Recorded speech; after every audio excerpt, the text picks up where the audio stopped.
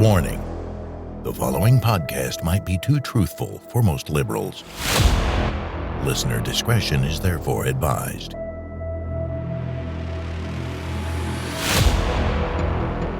Welcome to the Tea Party Power Hour. I am your host, Mark Galar. What a very special guest we have today, Miss Liz Wheeler. She is an American conservative political commentator. She's an author, a podcast host, and from 2015 to 2020, she hosted on the American News Network, the One America News Network, Tipping Point with Liz Wheeler. She's here today to talk to us about her brand new book, Hide Your Children, Exposing the Marxists Behind the Attack on American Kids. Liz, welcome to the Tea Party Power Hour.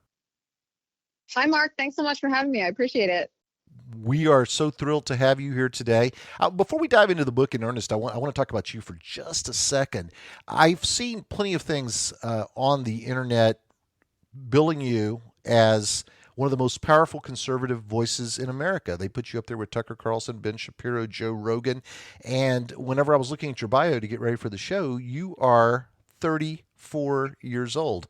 How do you feel at this young age, and it seems young to me because I'm 60, how does it feel to have that much respect and to be considered one of the more powerful voices in conservative thought?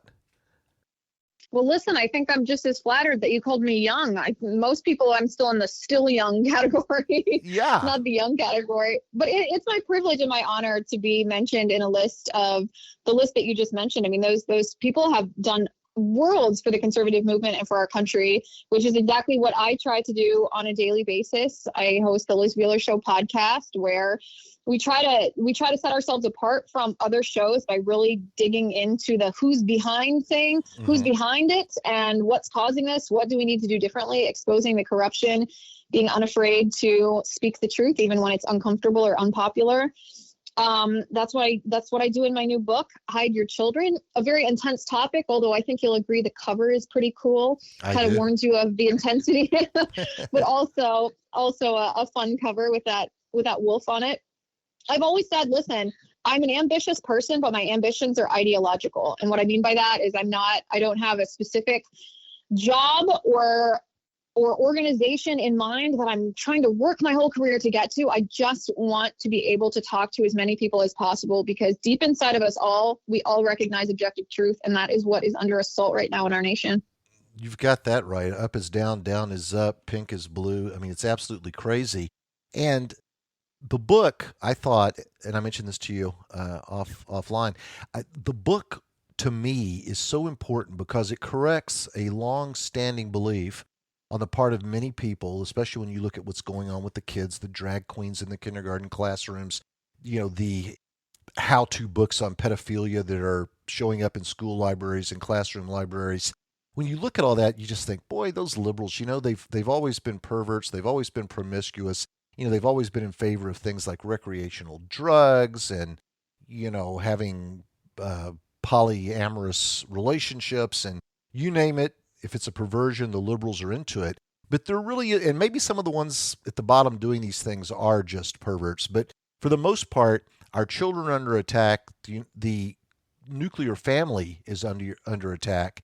And this is all being orchestrated behind the scenes. The master puppeteers are Marxists, according to what you said in the book. Talk to me. It is. And this was not a preconceived conclusion of mine when I set out to write this book. The book started as a question that I had as a parent after COVID, when so many parents were looking over their kids' shoulders on Zoom school and seeing just this awful stuff, critical race theory and trans ideology, the 1619 Project being poured into their children's minds. It seems to me that obviously the attack on children through the public school system isn't new, but it did seem to be escalating. And I wondered, what's behind this? Who's behind this? What's their goal? Why now? That was kind of the underpinning of the book itself.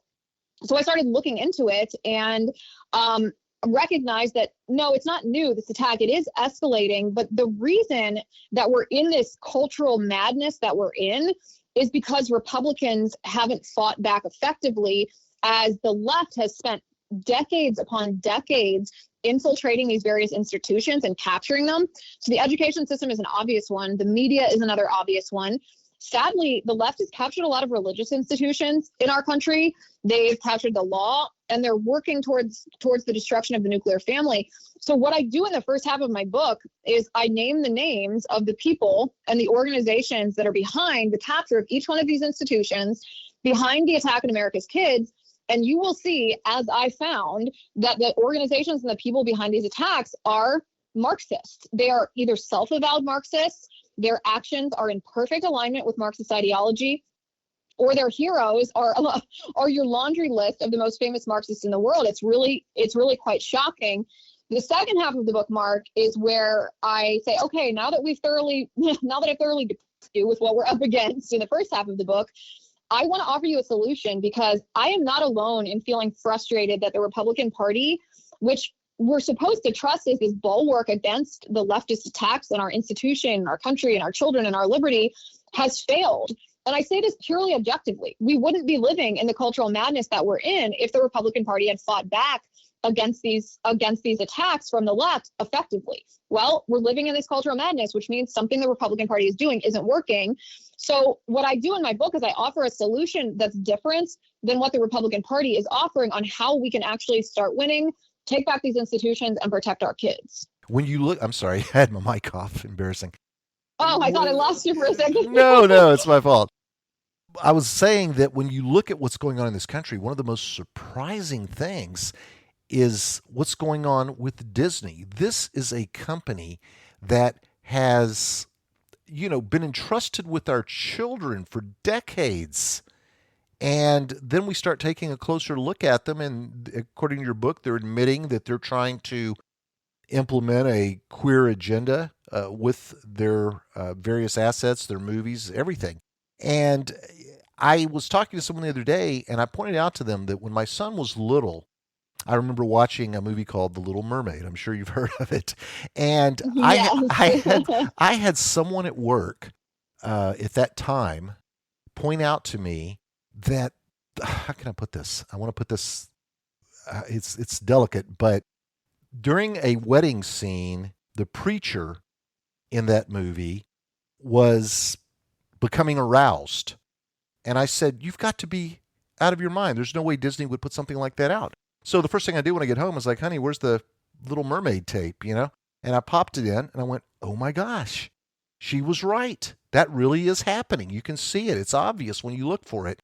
And then I was told many years later that Ursula, one of the characters in The Little Mermaid, was based on the drag queen Divine. Now, this is something that came out in the 90s, okay? This wasn't last week in Florida to tick off the governor. This was when my son, who's now 32, was a little boy. So Disney has been slipping this queer agenda, if you will, into their movies for decades. And this whole time, like a bunch of sheep, we've just thought they were the greatest company in the world and we're doing great things for kids' entertainment. I mean, and they're betraying our trust. Yeah, I actually remember the report that you're talking about. I maybe from 15 years ago. I mean, it was from a while back, that listed all the different subliminal messages and symbols that were in Disney movies that are inappropriate for children, to say the least. And yes, I mean, it is a good example of how slowly the left has encroached on institutions that we trust. We used to trust Disney movies. Oh, they're child-friendly movies. They're just fairy tales. They're princesses. This is great. But yes, they for a long time have been compromised. I think what accelerated Disney's compromise is a lot of the decision makers at Disney, or in this case, I guess it was some of the artists that were inserting those things into the Disney movies. They were left leaning as individuals, right? They believed in a leftist ideology. They wanted that in some of their films. It didn't become the predominant thing from Disney until ESG. Now, most people are familiar with ESG at this point, environmental, social, and government metrics. It's essentially a social credit score system like the Chinese communist social credit score system, except for businesses. And it ranks businesses, or it grades businesses based on whether they are propagating leftist causes. Like, do you pay for your employees to go to other states for abortion? Have you hired a certain number of queer people? Have you donated to climate change, et cetera, et cetera? And when companies feel obligated to pursue ESG scores, which they do, because it's not just public humiliation if they have a low ESG score, they can be discriminated, they can face discrimination or face exclusion from the market because it's the big banking institutions that use ESG scores to determine where they're going to put capital. So when companies became beholden to these ESG scores, it required them, if they wanted to remain in the marketplace or they wanted access to capital, to push these agendas. And these agendas, of course, became more and more prominent and more extreme. And even Disney, I mean, I think that there was a box office analyst that estimated that Disney has lost almost $900 million on their last 8 studio releases based on the fact that they're woke movies. I mean, this is obviously not something that they're doing for the money. When I say for the money, for the profit, but they are doing it for the money when it comes to remaining in the marketplace. So we're not going to see the eradication of this kind of targeting of our children from woke corporations just based on consumer backlash. And I say that with all due respect to, I'm taking part in the Bud Light boycott. I'm taking part in the Target boycott. Yes, consumers have a voice, but ultimately we're not going to eradicate corporate wokeism unless we eradicate ESG. Well, I will say this, having access to capital is one thing, but if you don't have any customers, you don't really need the capital. I mean, it's like sooner or later, Bud Light, I mean, I just can't believe what they did. It was the ultimate. I have a marketing degree, and I can tell you that from a marketing standpoint, that was a classic textbook example of someone not knowing their audience or possibly knowing and just not caring. But, Bud Light has really dug themselves into a financial hole. And I think you also mentioned that the Disney Channel had lost, 2 million subscribers or something like that. It's crazy what these people are willing to do in the name of wokeism. And again, if I'm the head of Disney and I'm talking to these big capital providers, BlackRock or whichever one, I think I would say, if I keep following your advice, we're not going to be in business and you're going to lose us as a customer. I mean, they just don't. I just don't know why corporations are willing to do this. It just seems like it's suicide. I think there's an element of self-destruction to it too, because when you think about the ESG scores, which they have to pursue, if you think about these ESG scores, the people that are propagating the ESG scores are actually anti-capitalist. That's the root of all of Marxism. So we talk about Marxism as it relates to cultural Marxism. The culture, that's what is relevant today in our country. But cultural Marxism does not have a different goal than economic Marxism. Cultural Marxism is just a strategy the left knows they have to use in order to achieve economic Marxism. They know that they can't just send out a Marxist politician and say, hey, vote for me. I want to change the United States from a free country to a capitalist country.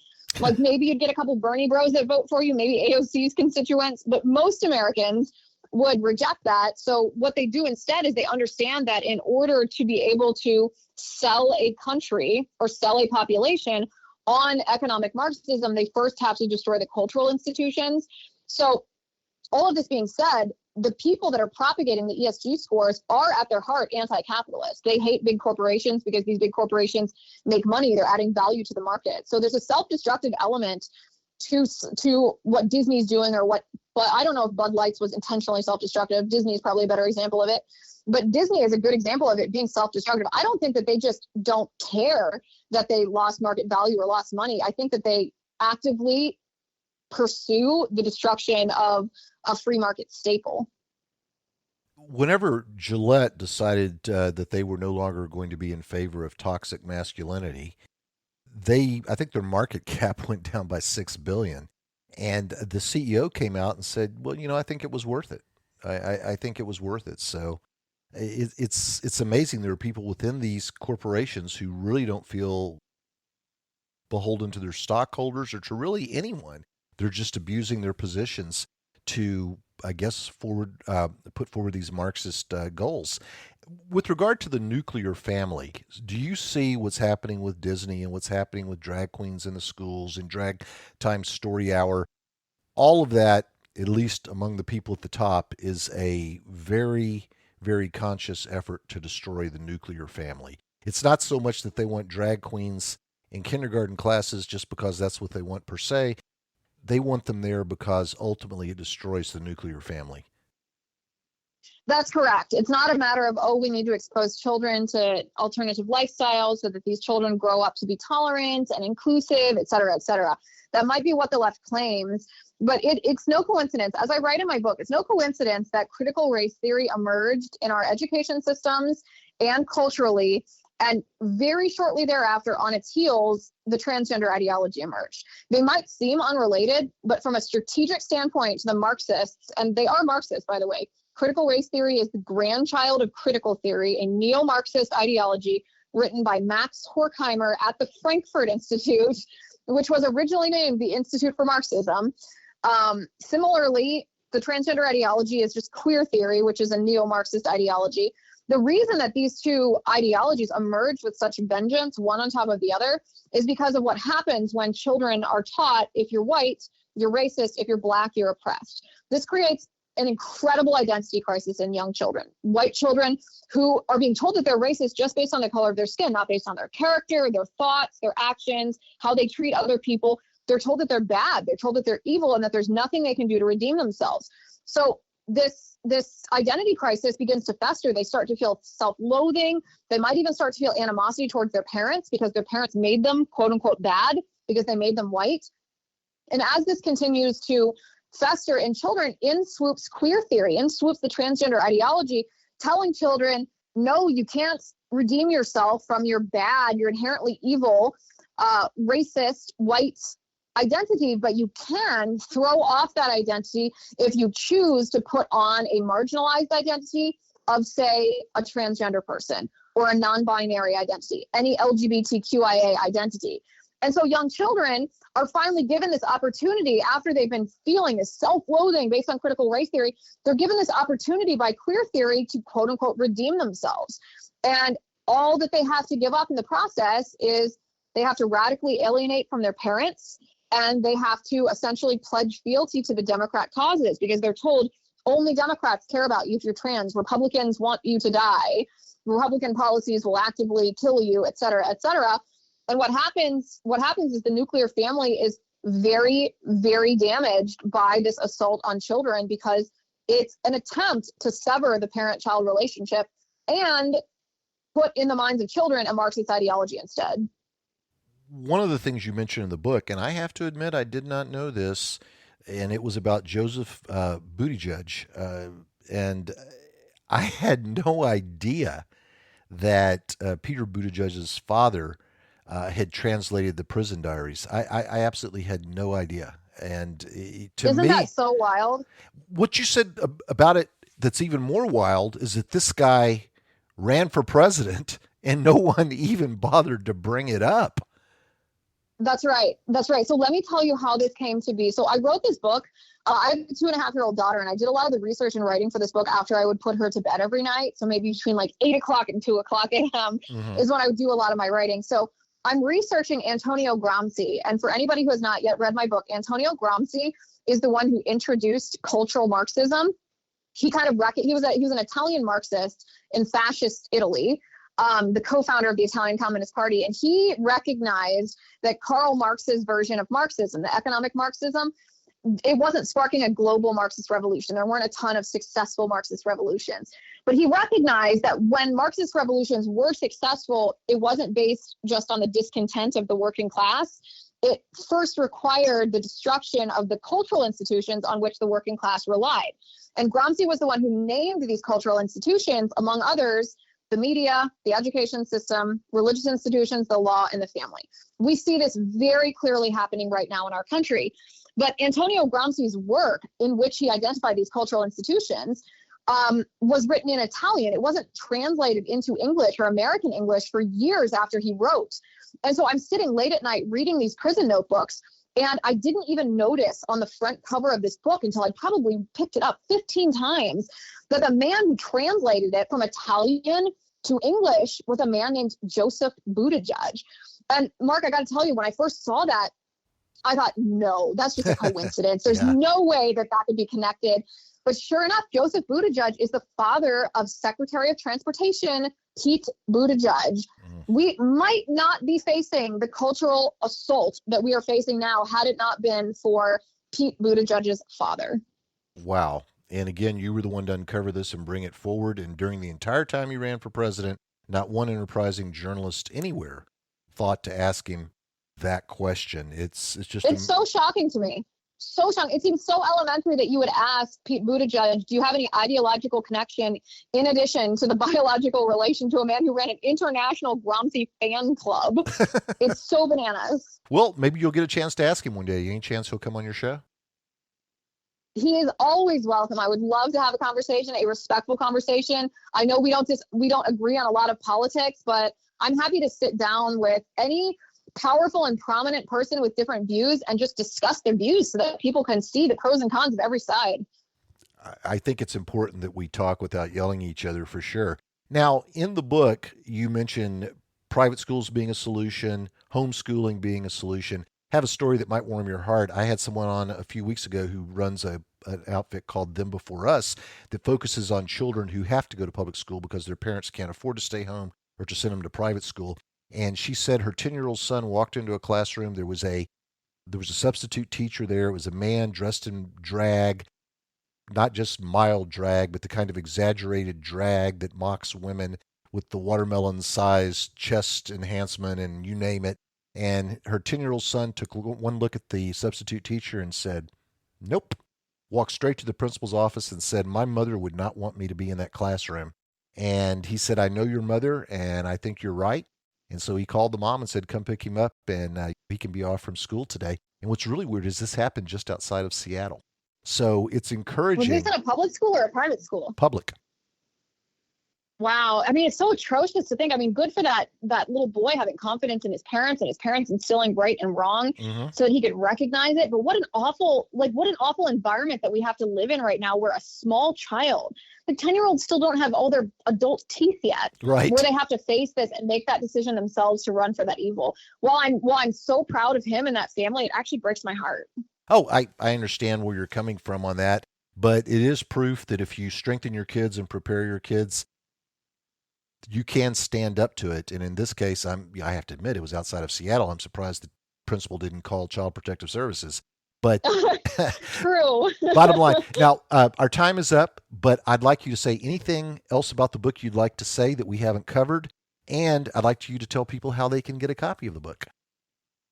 Yeah, I'm really excited for people to read this for obvious reasons. I spent the last year and a half of my life working on it. I'm also a little nervous for people to read it because my solutions that I present that contradict much of what the Republican Party has been doing for the last 50 years, they do challenge the prevailing Republican notion on what it means to govern our society. And I know that that's going to be a challenge for some people to hear, to accept, to embrace. A lot of people will, but I really am interested in people's feedback once they read about what we need to be doing to fight back. So you can go to hideyourchildrenbook.com to get your copy of the book. You can go to Amazon, Barnes & Noble, anywhere books are sold. You can just walk into a bookstore. You might have to check behind the Hillary Clinton book if they hit it, but it's supposed to be there. But Hide Your Children book. And I appreciate everyone who's bought so many. It's been a wild week since this book's been released. And I'm just so overwhelmed with gratitude and encouraged by how many people are interested in how we can actually start winning for once. Well, it is a very good book. I was able to read it in its entirety before the interview, which I can't always do, but I was able to do it in this case.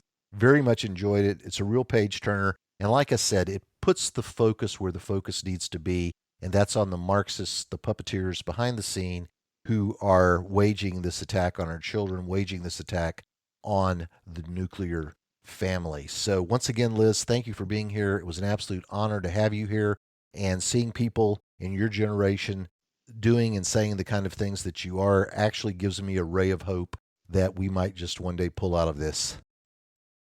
Thank you so much, Mark. I appreciate it. And thank you for having me on the show. Absolutely. Have a great day, Liz.